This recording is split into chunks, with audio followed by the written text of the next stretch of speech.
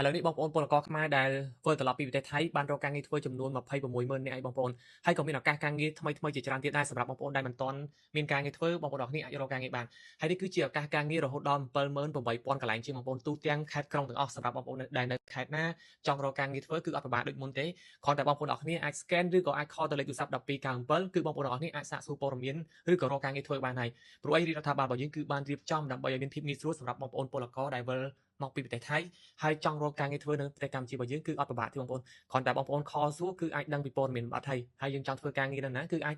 តាក់ទងបានគ្រប់ពេលវេលាបងប្អូននេះគឺជារឿងល្អមែនទែនសម្រាប់ប្រទេសកម្ពុជារបស់យើងនៅពេលដែលប្រជាពលរដ្ឋរបស់យើងវិលត្រឡប់មកក្នុងប្រទេសហើយធ្វើការនៅក្នុងប្រទេសជាតិរបស់យើងនឹងជួយឲ្យសេដ្ឋកិច្ចកម្ពុជារបស់យើងគឺកាន់តែល្អប្រសើរទៅកម្លាំងពលកម្មរបស់ប្រជាជនកម្ពុជារបស់យើងគឺបានទៅជួយអភិវឌ្ឍប្រទេសគេច្រើនណាស់ឥឡូវនេះគឺយើងបានផ្លាស់ប្ដូរមកធ្វើការនៅស្រុកយើងហើយក៏ចូលរួមក្នុងការអភិវឌ្ឍប្រទេសជាតិរបស់យើងឲ្យកាន់តែរីកចម្រើនបន្តទៀតដែរបងប្អូន